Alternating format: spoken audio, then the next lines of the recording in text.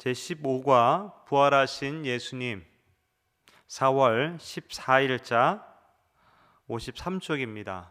4월 14일자 53쪽 15과 부활하신 예수님입니다.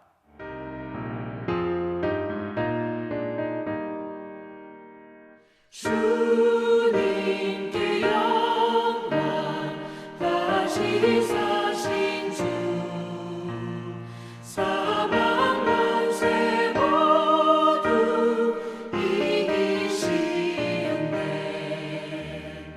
흰 옷 입은 천사 돌을 옮겼고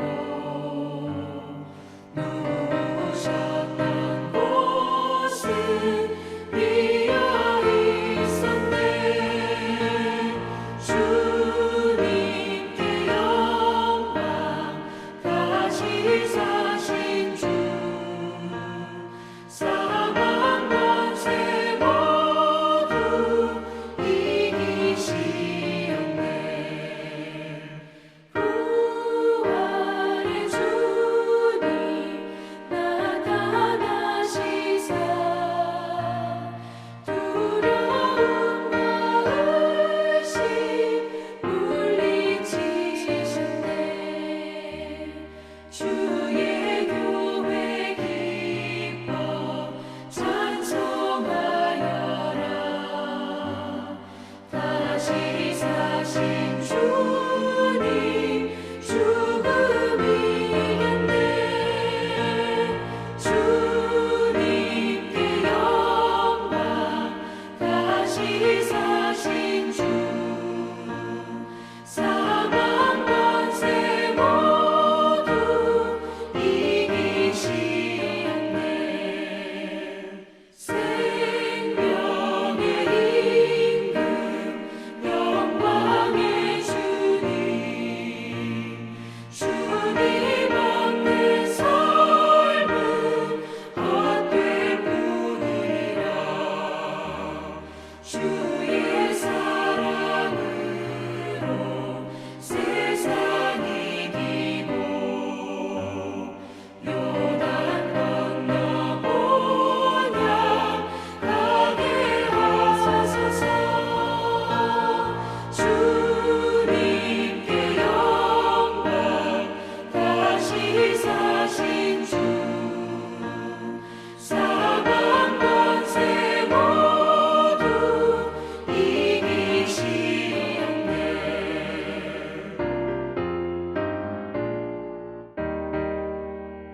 이기시었네. 다 함께 기도드리겠습니다. 하나님 아버지, 감사를 드립니다. 저희를 위하여서 이 땅에 오시고 또한 죽음을 이기시고 또한 부활하여 주시니 너무나 감사합니다. 주님의 부활을 믿고 저희들이 받아들여 저희 또한 부활할 것을 생각하니 참 기쁨이 넘칩니다. 이 부활의 소망 가운데 날마다 살아가는 저희들 되게 도와주시옵시고 우리 삶 가운데도 날마다 부활의 역사, 생명의 역사가 나타날 수 있도록 도우시고 인도하여 주옵소서. 특별히 다른 이들에게도 생명의 주님을, 부활의 주님을 전하는 저희들 될 수 있도록 도와주시어서 준비되고 있는 생명축제에도 많은 생명이 살아난 역사가 나타나게 도와주옵소서. 별의 아버지, 저희들을 속장으로, 인도자로, 교구장으로 세워주셨사오니 저희들을 통로 삼아 속회와 교구가 든든히 세워지게 하여 주시고 가정과 또한 성도들 한 명 한 명이 믿음으로 온전히 세워질 수 있도록 도와주시옵시고 더욱더 부흥되게 역사하여 주옵소서. 오늘도 귀한 말씀을 함께 나눕니다. 깨닫는 은혜를 더하여 주시옵시고 깨닫는 대로 살아갈 수 있도록 힘과 용기와 의지를 더하여 주옵소서. 함께 하시는 미사옵고 감사하며 예수님의 이름으로 기도드립니다. 아멘.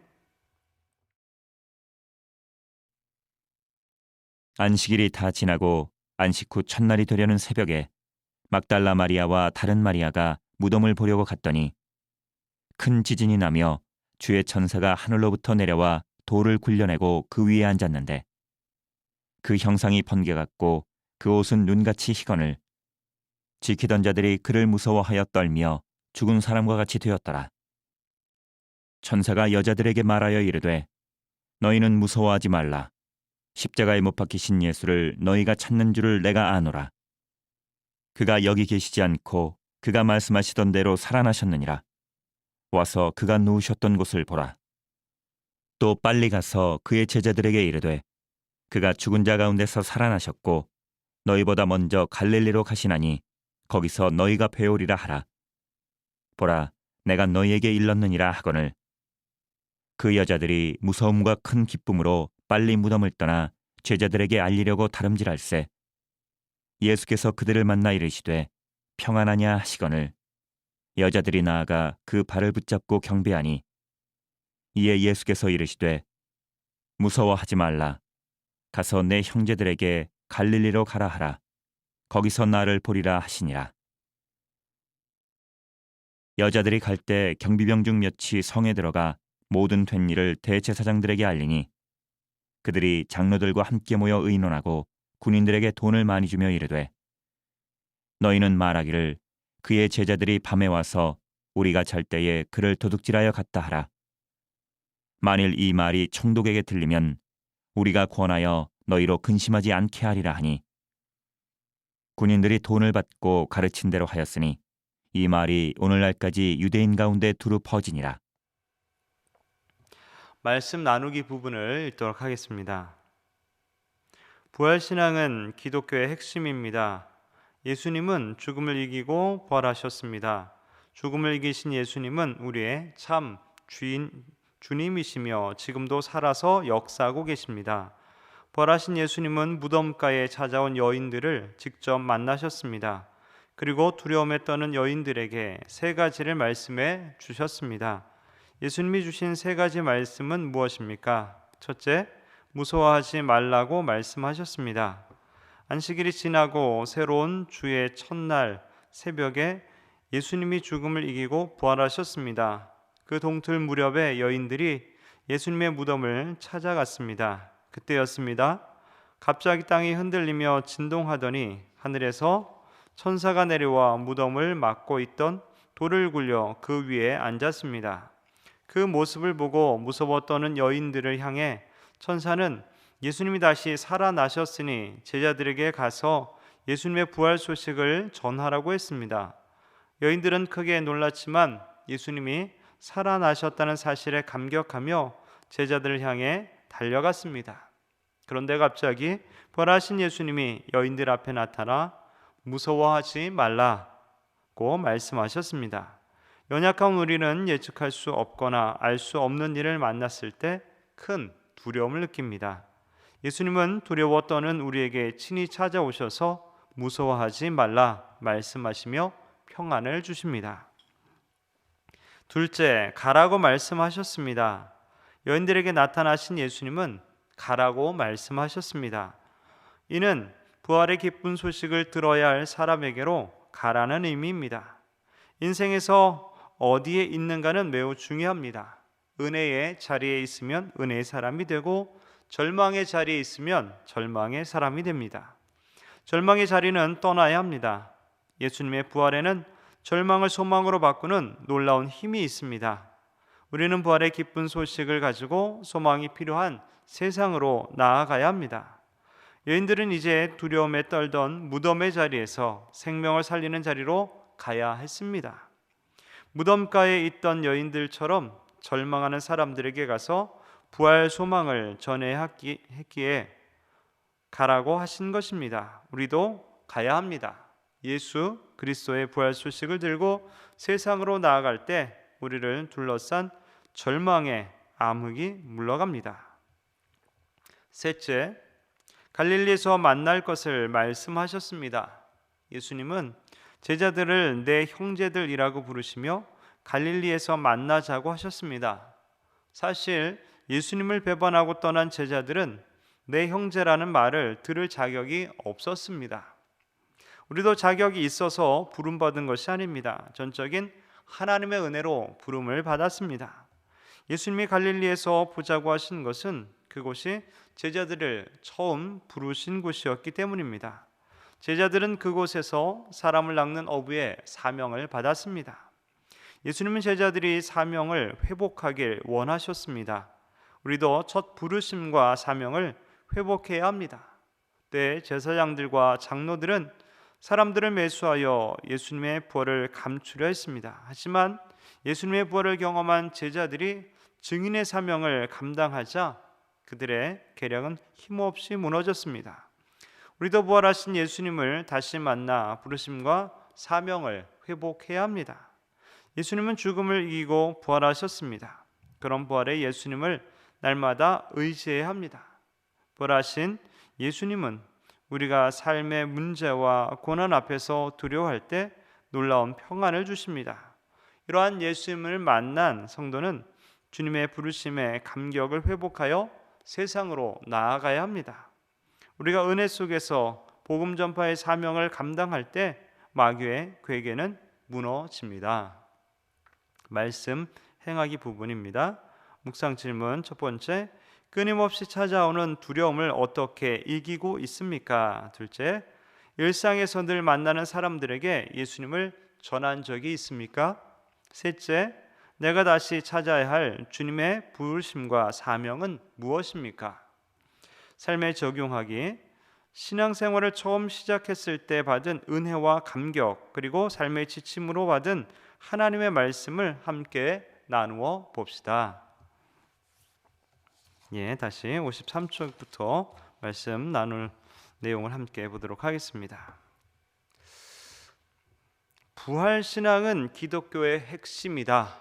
이 말이 굉장히 중요한 말이고 전체의 포인트가 되는 그런 말이라고 할 수 있습니다. 기독교는 그리스도의 부활에서부터 시작되게 되는 것이죠. 그리스도의 부활은 기독교의 신앙의 초석이 됩니다. 만약에 주님께서 부활하시지 않았다면 어떻게 됐을까요? 그렇죠. 그렇습니다. 바로 기독교는 존재할 수 없습니다. 아마 다 사라지고 말았을 것입니다. 그래서 바울은 이런 말을 합니다. 그리스도께서 다시 살지 못하셨다면 우리가 전도하는 것도 전파하는 것도 헛것이고 우리의 믿음도 헛것이고 우리가 살아가는 그런 삶도 예배도 모두가 다 헛된 것이다. 이렇게 말을 하고 있습니다. 그러나 주님께서 부활하심으로 우리는 우리 모든 믿는 자들에게 소망을 주셨고 기독교의 초석을 놓으셨습니다. 그리스도의 부활이 영원한 진리라는 사실을 확실히 붙드시기 바랍니다. 그것이 우리의 신앙의 기본인 것이죠. 예수님 이렇게 죽음을 이기시고 부활하셔서 우리의 주님이 되시고 살아계셔서 지금도 역사하시는 분이십니다. 부활하셔서 살아계셔서 지금도 역사하시기 때문에 우리가 지금도 언제든지 기도하며 주님께 요청할 때 주님께서 그 기도에 응답하시고 우리를 만나주시고 우리를 새롭게 하시고 역사하시는 그런 분이 되는 것이죠. 부활하신 예수님 무덤가에 찾아온 여인들을 직접 만나셨습니다. 그리고 두려움에 떠는 여인들에게 세 가지를 말씀해 주시죠. 그 장면의 내용들을 성경 말씀 보면 그렇죠. 두려움에 떨지 않을 수가 없는 상황이죠. 갑자기 우리도 한 번씩 지진을 경험하잖아요. 튀르키예와 시리아 지진 때문에 엄청난 피해를 보고 많은 인원이 죽은 것처럼 갑자기 여기 진도 5.0 이상 흔들려도 엄청난 두려움에 아마 휩싸이게 될 것입니다. 이건 6.0, 7.0 넘는다고 생각해 보세요. 난리도 아니겠죠. 큰 지진이 났습니다. 천사의 돌을 굴렸습니다. 그리고 천사가 나타났어요. 지진만 나도 정말 두려운데 돌도 굴리고 천사까지 있어요. 이거는 거의 혼비백산 이 정도 될 겁니다. 너무 두려운 그런 상황인 거예요. 그래서 그런 상황 가운데 주님께서 만나주시고 무서워하지 말라 이렇게 하면서 세 가지 말씀을 주셨다라는 거죠.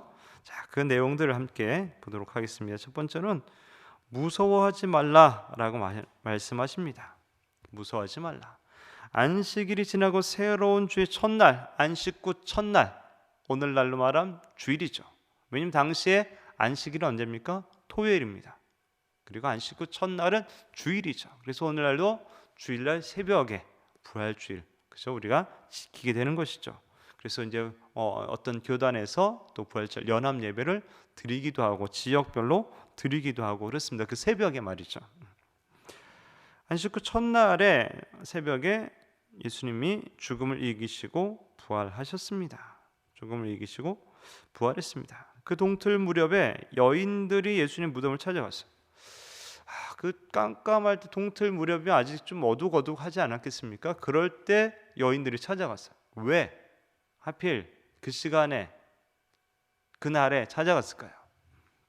그래서 안식일은 움직이지 못합니다. 거리 제한이 있어요. 일도 하지 못해요. 그래서 그때는 갈 수가 없어요. 너무 가고 싶지만 예수님 너무 만나고 싶지만 갈 수가 없어요. 안식일 규정이 있었기 때문에. 그래서 안식일 규정이 끝나자마자 그 이른 새벽에 안식 후 첫날 동틀 무렵부터 이제 찾아가게 된 거죠. 이들의 마음이 어떤 마음입니까? 예수님 만나고 싶은 거죠. 사모하는 마음 가운데 돌아가셨지만 그래도 향품을 발라드리면서 자기의 이해를 다하고 싶은 그런 거죠. 그때 갑자기 땅이 흔들리며 진동하더니 하늘에서 천사가 내려와 무덤을 막고 있던 돌을 굴려 그 위에 앉았습니다. 네, 복음서에 보면은 여기서 이제 우리가 읽은 마태복음에선 천사 이렇게 나옵니다. 근데 마가복음 같은 경우에는 한 청년 이렇게 나오고요. 또 누가복음에는 두 사람 이렇게 나오고요. 요한복음에는 두 천사 이렇게 나옵니다. 그럼 복음서가 다 틀린 건가요? 왜 그럴까요? 그렇죠. 생각해 보세요. 좀 혼비백산이라고 아까 말씀드렸죠.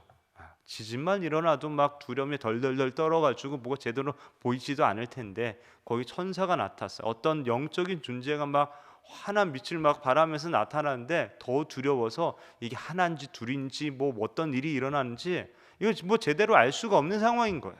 그렇죠? 그러다 보니까 이제 표현이 조금 다를 뿐이죠. 어쨌든 어떤 신적인 역사가 있다. 놀라운 기적 같은 역사가 일어났다라는 것은 동일하고 그것이 중요한 포인트다라는 거죠.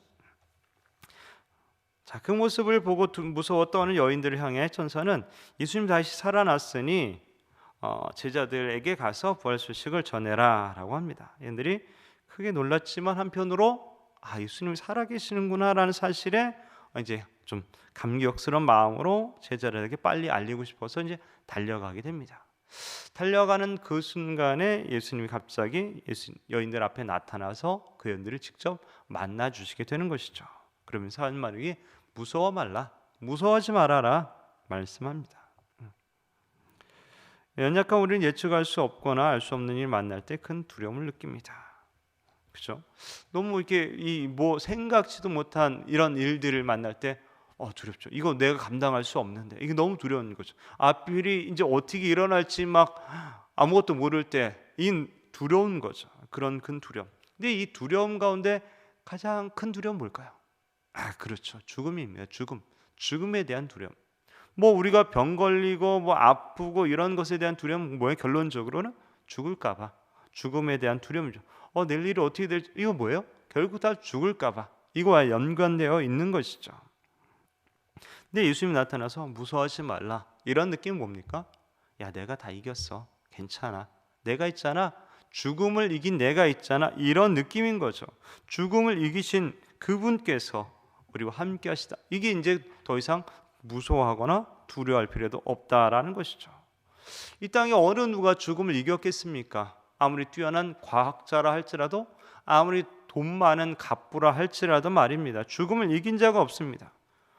그 어떤 왕도 그렇죠. 죽음을 이긴 사람은 없습니다. 이 사망 앞에서 죽음 앞에서 다 졌다라는 것이죠.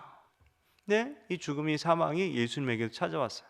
말하자면 어떻게 보면 예수님이 찾아간 거죠. 사망을 정복하기 위해서 간 거죠.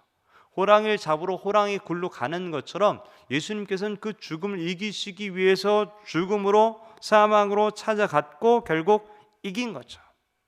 물론 3일 동안은 패한 것처럼 보였어. 예수님이 졌네. 그렇지만 3일 만에 무덤 문을 열고 나오셨고 그 예수님의 무덤은 비어 있게 됐다라는 거죠. 사망의 소굴로 뛰어들어서 사망을 정복하고 승리자로 오셨다라는 거죠. 그분이 우리와 함께 있을 때 우리에겐 두려움은 없는 거죠. 가장 큰 두려움의 요소인 죽음을 이기신 분, 부활하신 승리자 되신 그분이 나와 함께하고 나의 주인이 되었을 때 두려움이 없고 참된 평안을 누릴 수 있게 되는 것이죠. 그런 은혜가 저와 여러분에게 있기를 주의 이름으로 축원합니다. 둘째, 가라고 말씀하셨습니다. 가라고 말씀하셨습니다. 여인들에게 나타나신 예수님은 가라고 말씀하셨습니다. 이는 부활의 기쁜 소식을 들어야 할 사람에게로 가라, 전해라, 전도해라 라는 것이죠. 근데 생각해 보세요. 예수님 딱 만나는 너무 감격스러워요, 여인들이. 그래서 그 발 아래 무릎 꿇고 발을 붙잡고 경배하는 거죠. 예배 행위입니다. 예배 행위. 부활하신 주님을 앞에 엎드리고 발을 붙잡고 경외심에 가득 차서 그렇게 있는 그 모습. 그런데 뭐라 그래요? 주님이 일어나라, 가라 이런 거죠. 예. 우리 비슷한 상황이 이제 거기 나오죠. 마태복음 17장에 보면은 예수님이 이제 베드로와 야고보, 요한 데리고서 이제 변화산에 올라가시죠. 거기서 어때요? 영광스러운 모습을 막 보여주실 때 베드로가 뭐라고 말합니까? 아, 여기 초막 셋을 짓고 여기서 삽시다. 제가 주님을 위해서, 모세를 위해서, 엘리야를 위해서 짓겠습니다. 이렇게 얘기하죠. 그랬더니 하늘에 목소리가 나와서 이는 내 사랑하는 아들이여 기뻐하는 자니 너희는 그의 말을 들으라 하죠. 그리고 이제 내려오게 되죠. 이 제자들 베드로 입장에서 와, 이 영광스러움 여기에 그냥 있고 싶은데, 여기에 거하고 싶은데 예수님 뭐라 그래요? 삶의 현장에 와서 예수님 하실 일을, 그 사명을 감당하자는 거죠. 그렇죠? 이 부활하신 주님, 그들을 만난 여인들, 거기에 그냥 그 영광스러운 주님과 함께 그 자리에 있고 싶고 주님과 동행하고 싶고 거기에 머물고 싶지만 주님은 가라, 가라, 이 소식을 전해라. 이 소식을 모르는 사람들한테 전해줘야 된다라고 사명으로 얘기하시는 거죠. 인생에서 어디에 있는가는 매우 중요합니다. 은혜의 자리에 있으면 은혜의 사람, 절망의 자리에 있으면 절망의 사람이 됩니다. 혹 절망의 자리에 있다면 빨리 자리를 바꿔야 되겠죠. 그 자리가 나를 그렇게 만든다면 그 자리를 벗어나야 됩니다. 예수님의 부활에는 절망을 소망으로 바꾸는 놀라운 힘이 있습니다. 그렇습니다. 죽음을 이기셨기 때문에, 절망, 죽음에 이르는 병, 그죠? 그것을 이겼기 때문에 주님의 부활에는 절망을 소망으로 바꾸는 놀라운 힘이 있는 것이죠. 우리는 부활의 기쁜 소식을 가지고 소망이 필요한 세상으로 나아가야 합니다. 아직 그 부활하신 주님 몰라서 절망 가운데 있는 그 영혼들, 죽음을 두려워하는 그 사람들에게 주님의 부활을 전해야 된다는 것이죠. 주님만이 소망 되심을 알려야 된다라는 것입니다.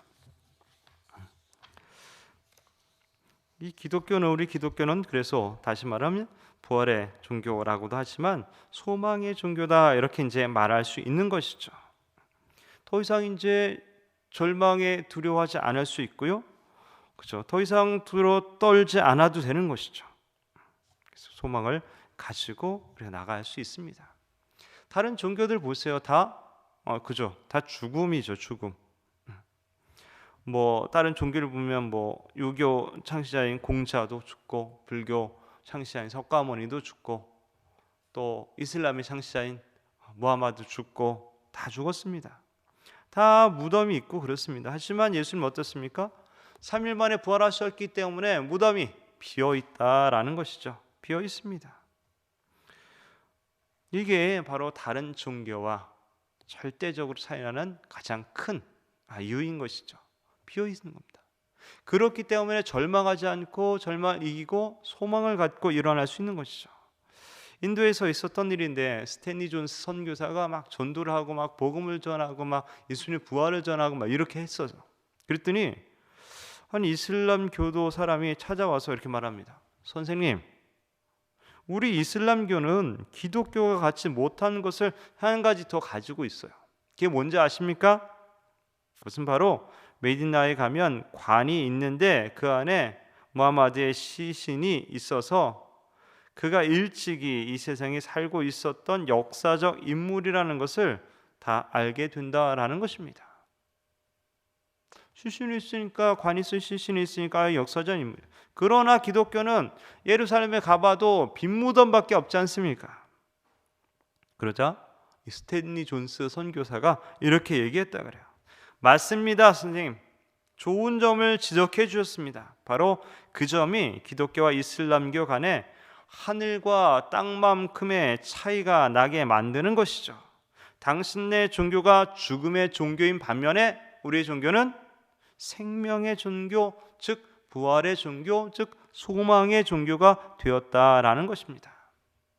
그렇죠. 기독교는 죽음의 종교가 아닙니다. 절망의 종교가 아닙니다. 오히려 소망의 종교, 생명의 종교다라는 것이죠. 얘들은 이제 두려움에 떨던 무덤의 자리에서 생명을 살리는 자리로 가야 합니다.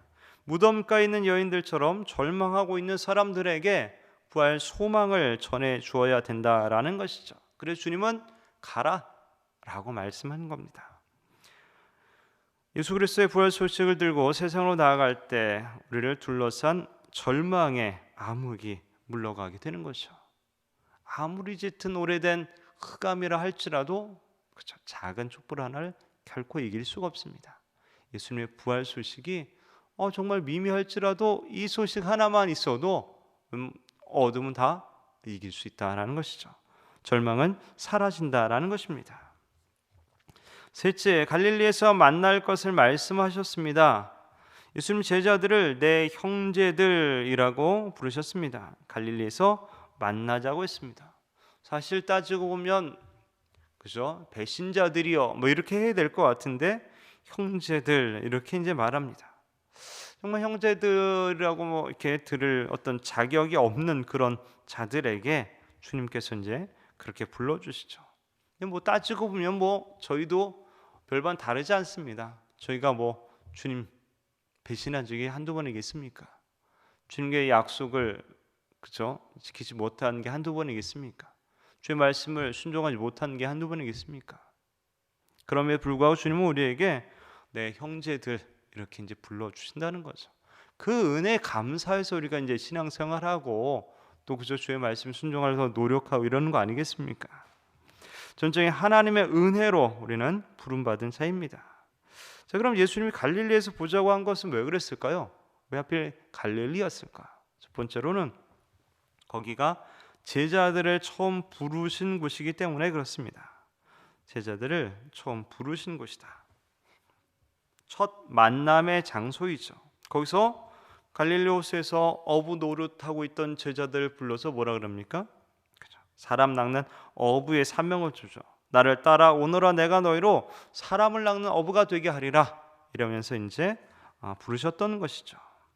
그래서 주님의 죽으심으로 그 사명을 이제 사명까지 침체되어 있던 제자들에게 처음 사명을 주었던 그 자리 그곳에 가서 다시 만남으로 말미암아 다시금 사명을 회복을 이루어 주시기 원해서 거기에서 이제 만나자고 했다라는 것이죠. 또 하나는 주님이 제자들 변함없이 여전히 사랑하시는구나라는 사실을 이제 볼 수 있게 되는 것이죠. 객지에 나가서 실패한 사람들이 결국은 어디로 돌아옵니까? 고향으로 이제 돌아오게 되지 않겠습니까? 제자들도 주님이 돌아가신 후에 낭망하여서 고향으로 이제 갈릴리를 다 돌아오게 된 거죠.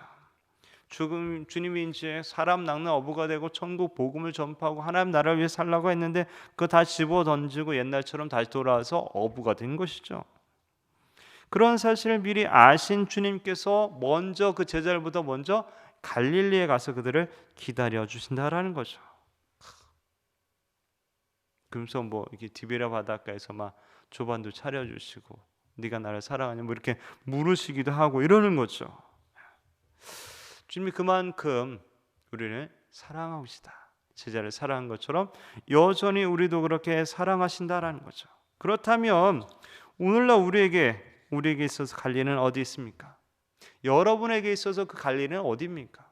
주님이 처음 사명을 주신 그곳 그 상황 언제입니까? 주님이 여전히 여러분들을 사랑하게끔 그런 경험하고 느끼는 그곳은 어디입니까? 그래서 우리가 다시 한번 확인해야 됩니다. 다시 한번 사명이 회복되고 주님과의 첫사랑이 회복될 수 있어야 된다라는 것이죠. 대제사장들과 장로들은 사람들을 매수하여 예수님의 부활을 감추려고 했습니다. 왜 감추려고 했을까요? 그렇죠. 그런 거죠. 자기 어떤 기득권들을 위해서. 근데 생각해 보세요. 그 경비병들도 천사와 돌이 굴러가고 지진 난 경험했을까요? 경험했겠죠. 그리고 그들이 어디를 가요? 그렇죠. 이 대제사장과 장로들에게 알리죠. 내가 봤는데 진짜 그렇게 됐다. 이 놀라운 일이 일어났다. 얘기했겠죠. 근데 그 경비병들이나 대제사장이나 장로들 어떻게 반응합니까? 이거 없었던 일로 하자. 훔쳐갔다 그래. 훔쳐갔다 그래. 뭐 이렇게 해가지고 이제 한 거죠. 어떻게 보면은 제일 더 믿음에 가까이 나올 수 있는 사람들, 그런 기회가 주어진 거죠. 경비병들 보세요. 직접 목격했을 거 아닙니까? 그럼 예수님 믿어야죠. 돈이 중요한 게 아니라, 돈 받고 매수된 게 그게 중요한 게 아니라 믿음으로 나와야죠. 그리고 그 사람들의 실제로 목격한 사람들의 말을 들었던 대제사장과 장로들 어떻게 됩니까? 매수하고 감추려는 게 아니라 진짜구나 라고 받아들이고 믿고 이렇게 믿음으로 나와야죠. 근데 그죠? 오히려 그걸 매수하고 오히려 막 이렇게 없던 일로만 이렇게 만들어 버리고. 오늘날도 그런 것 같아요. 오늘날도 진짜 이 부활의 확신을 가지고 그 감격감도 우리가 살면서 여러 사람한테 전하고 그런 어떤 체험을 가지고 간증을 해도 사람들은 그게 뭐 이렇게 좀 반응하고 그냥 적대시하고, 그게 분명히 옆에서 지켜보고 들었는데도 전혀 반응이 없는 사람들이 의외로 많이 있다라는 거죠. 안타깝게도 말입니다. 자, 그런데 이 도적질을 갖다고 이제 나중에 이제 매수를 해서 그렇게 하잖아요. 근데 이것도 참 논리에 모순이 있어요. 제자들이 시체를 훔쳐갔다고 이렇게 이제 이렇게 조작을 해서 소문을 내고 이렇게 하는데, 실제로 잘 생각해 보면은 잠들어 있던 자들이 어떤 도적의 얼굴을 봤단 말입니까? 그렇죠? 또 지키고 있던 시체가 없어진 것이 도적질 때문인지 다른 이유 때문인지 어떻게 알 수 있겠어요? 또 시체를 도적질한 사람들이 제자들이 확실하다면 왜 안 잡아고 그냥 냅둡니까? 그죠? 이런 것도 참 보면은 모순이 참 많이 있고 잘못되고 조작된 것이라는 것을 금방 이제 알 수 있게 되죠. 자, 내용 보시면 다시요. 하지만 예수님의 부활을 경험한 제자들이 증의 사명을 감당하자 그들의 계략은 힘없이 무너졌습니다. 그죠? 결국 예수님 부활을 경험한 제자들이 결국 목숨을 걸고, 예수님 부활 이전에 어땠습니까? 숨어 있었죠. 두려워서 자기도 잡혀 죽을까봐. 근데 예수님 부활을 경험한 제자들, 주님이 영원히 사니까 나도 영원히 사는구나 라는 어떤 확신을 가졌겠죠. 그래서 더 이상 죽음을 두려워하지 않고 담대하게 나가서 복음을 전하게 되죠. 주님 살아나셨음을 전하게 됩니다. 우리도 부활하신 예수님을 다시 만나 부르심과 사명을 회복해야 합니다. 55쪽 마지막 단락입니다. 예수님은 죽음을 이기고 부활하셨습니다. 그런 부활의 예수님을 날마다 우리가 의지해야 합니다. 부활하신 예수님은 우리가 삶의 문제와 고난 앞에서 두려워할 때 우리에게 지금도 살아 역사하셔서 참된 평안함을 주시게 됩니다. 이러한 예수님을 만난 성도는 주님의 부르심에 감격을 회복하여 다시 세상에 나가서 두려움 가운데 절망 가운데 있는 사람들에게 소망의 소식, 부활의 소식, 예수 그리스도의 복음을 전하게 되는 것이죠. 우리가 은혜 속에서 복음 전파의 사명을 감당할 때 마귀의 괴계는 무너져 버리게 되고 오직 예수 그리스도의 영광과 승리의 역사만이 나타나게 될 줄로 믿습니다. 그런 놀라운 일들이 저와 여러분의 삶 가운데 늘 끊임없이 일어나게 되기를 주님의 이름으로 축원합니다. 기도하겠습니다. 하나님 아버지, 우리가 살면서 때론 두려움이 올 때가 있습니다. 걱정과 근심이 올 때가 있습니다. 하지만 두려움을 이기시고 죽음을 이기시고 사망의 권세를 이기신 예수 그리스도와 나와 함께 계심을 잊지 않게 도와주시어서 그분이 말씀하시는 그 음성을 듣고 더 이상 두려워하지 않고 무서워하지 않게 도와주옵소서. 또한 그 은혜 가운데에 우리 주변에 절망 가운데 있는 영혼들, 두려움 가운데 있는 영혼들에게 부활의 참된 소망 되신 예수 그리스도를 전할 수 있도록 도와주시옵소서. 또한 나를 부르시고 나를 사용하시기 원하시는 주의 부르심과 사명을 다시 한번 회복하게 도와주시어서 내가 있는 그곳에서 또 나를 통하여서 하나님의 놀라운 역사들, 또 구원의 역사들, 주님의 나라가 확장되는 역사들 일어날 수 있도록 도우시고 인도하여 주시옵소서. 세워진 속회 위에 함께하여 주시어서 함께 모여서 교제하고 사랑 가운데 있게 하여 주시옵시고 부활의 소망 가운데 주님과 함께 기뻐하며 감사함이 넘치게 하여 주옵소서. 감사하며 예수님의 이름으로 기도드리옵나이다. 아멘.